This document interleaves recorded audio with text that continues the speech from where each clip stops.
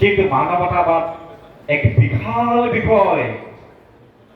মানৱতাবাদ বুলিলে ভোজনীয়া এজন আহিছে, আনে এমুঠি চাউল দিলে মই 1 কেজি দিলো, তাতেই সীমাবদ্ধ হৈ নাই।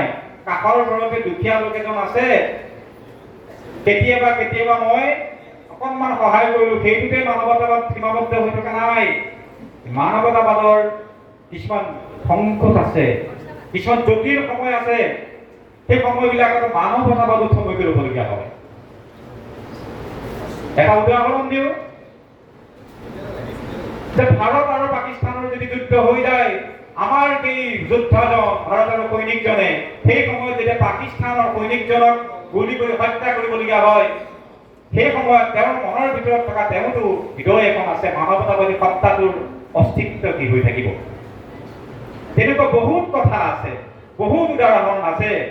বাংলাদেশী সমস্যা অসমত আছে, বাংলাদেশত খাবলৈ নাপায়, বতাহ ধুমুহাৰ সমস্যা, বানপানীৰ সমস্যা। অসমলৈ যাওঁ, তাত খেতি বাতি কৰি যেনে তেনে জীৱনটো নিৰ্বাহ কৰিব পাৰিম। আমি মানৱতাবাদী পুৰুষ হৈ আহা আহা বুলি জানো ক'ব পৰা ব্যৱস্থাটো আছে। মানৱতাবাদৰ সংকট নহয় জানো? অসমীয়া জাতীয়তাবাদৰ ৰক্ষাৰ স্বাৰ্থত, ভাৰতৰ সাৰ্বভৌমত্ব ৰক্ষাৰ স্বাৰ্থত বা আন বহু কথাৰ স্বাৰ্থত আমি কেতিয়াবা মানৱতাবাদৰ পৰিপন্থীও কাম কৰিবলগীয়া হয়। আৰু বহুত কথা আছে, দীঘলীয়া নকৰো। মানৱতাবাদৰ সংকটৰ কথা ক'বলৈ গৈ এটা কথা আমি জানিব লাগিব, যাতে মানৱতাবাদী হ'বলৈ হ'লে সহজ নহয়।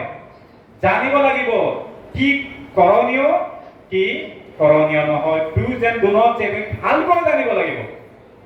নহ'লে মানৱতাবাদী পুৰুষ বুলি যদি আমি জহাই থাকো, ক'ৰবাত উঠুটি খাই পৰিম, হয়নে বাৰু? জানিব লাগিব। জানিবলৈ হ'লে কিন্তু এটা শুদ্ধ দৰ্শন থাকিব লাগিব। এনেইতো নাজানে, আমিতো জন্মতেই গোটেই কথাবিলাক শিকি অহা নাই, নহয় জানো বাৰু?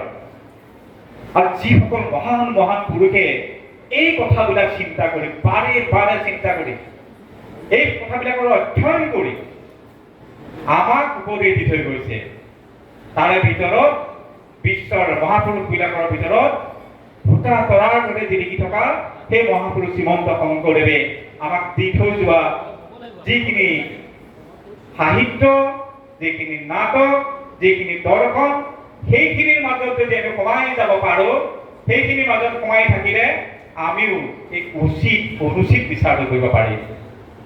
কোনখিনিত আমি কাৰ উপকাৰ কৰিম, নহয় জানো? এজন জাজে এজন হত্যাকাৰীক যেতিয়া মৃত্যুদণ্ডৰ সিদ্ধান্ত দিবলৈ, ৰায় দিবলৈ আগবাঢ়ি যায়, মানৱতাবাদী পুৰুষ হৈ তেতিয়া আৰু নিশ্চয় নাই নাই আমি আৰু তেওঁক ৰেহাই কৰিব নোৱাৰিব। এইবিলাক সংকটৰ সময়, এইবিলাক অকল ধৰ্ম সংকট। এই ধৰ্ম সংকটৰ সময়ত আমি কেনেকৈ সিদ্ধান্ত ল'ব লাগিব। সকলোবোৰ ৰক্ষা হ'ব লাগিব, মানৱতাবাদো ৰক্ষা হ'ব লাগিব। আৰু আমি যিবিলাক নীতি নিয়মৰ মাজত যিবিলাক লজ আছে, সেইবিলাকৰ আমি ক'তো হিনডেৰি কৰিব নোৱাৰো, পালন কৰিব লাগিব। গতিকে আমি সিদ্ধান্ত ল'বলৈ যাওঁতে কেৱল মানৱতাবাদৰ শ্লোগান দি থকা সকলে কিন্তু ল'ব নোৱাৰিব, যদি নিজৰ মাজত এটা দৰ্শন নাথাকে। গতিকে এই